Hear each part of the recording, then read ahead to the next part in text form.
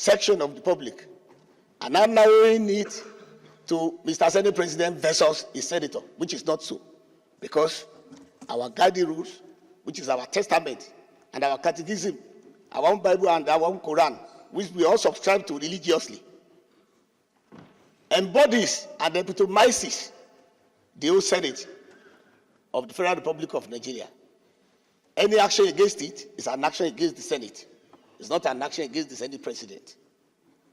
Mr. President, sir, we were told when we were growing up as toddlers that where there is no law, there's no sin. But we have laws. Then it means that any contravention of that law is a sin. And where there is sin, there must be penalty. I am at the back seat, but I can lend my voice. In fact, Mr. Senate President, the former Senate President, very distinguished Senator Ahmed Lawal, is at the very back seat after my own. Look at my own seat. Look at his own seat. And he's not complaining. He will raise up his hand with respect here, and will still go there to bow for his respect, because he's a man of integrity. So why can somebody say, can anybody be at the back seat more than him here? I am not against Natasha. I'm not for anybody. I'm just saying that the Senate is an institution, and that institution needs to have at its dashboard integrity as number one. Simi Ulabalu about one of our colleagues, Senator Natasha Akpoti-Uduaghan, being asked to move to another seat. It's nothing that has to do with gender. It's nothing that has to do with hatred. It's nothing that has to do with any form of malice. For the record, let me say again, distinguished Senator Adamu Alero, who had been governor for 8 years, who had been honorable minister, and who is one of the most ranking senators in this Senate today, was asked to move his seat. And he didn't make any issue out of it. We had a reason to change the seat of His Excellency Distinguished Senator Aminu Waziri Tambuwa. He didn't make any issue out of it. And the part of the reason that necessitated our recent decision to change seat was because at least 3 people, 3 distinguished colleagues, had moved from the minority aisle to the majority aisle.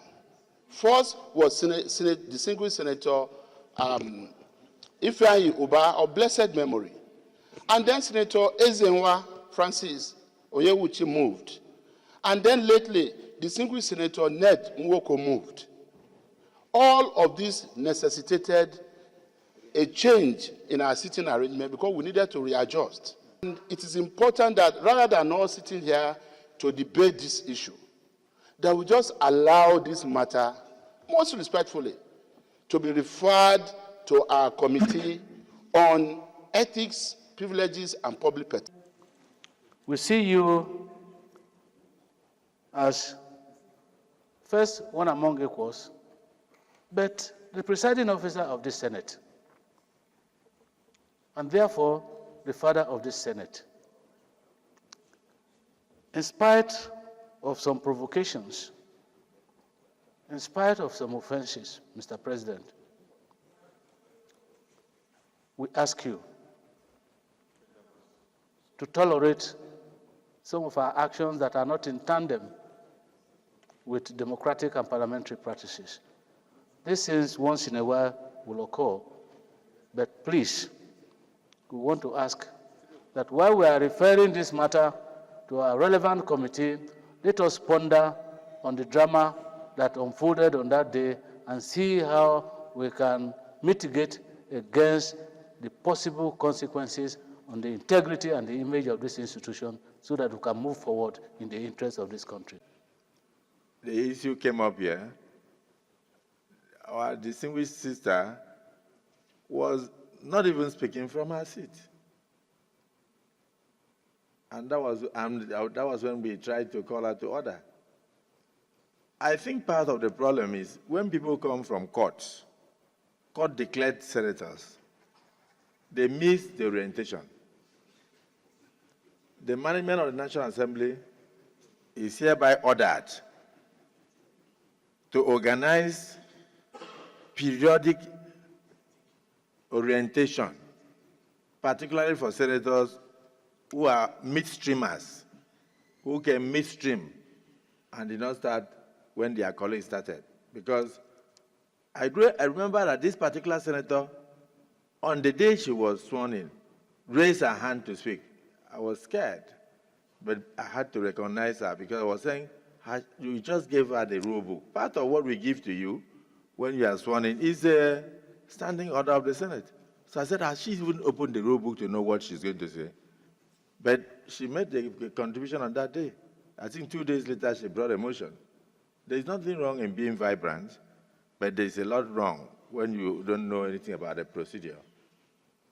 You can't be a Reverend Father and go and start the church service with communion. You must lay foundation. By consensus, the Senate leader has moved a motion and has been seconded. Those in support that the disorderly conduct of our colleague, distinguished Senator Natasha Akpoti-Uduaghan, we referred to the Senate Committee on Ethics and Privileges for necessary further action. Say aye. Those against say nay. The ayes have it. So the matter is hereby referred to the Committee on Ethics and Privileges and Committee on Conduct, Code of Conduct, Ethics and of course, and Public Petitions.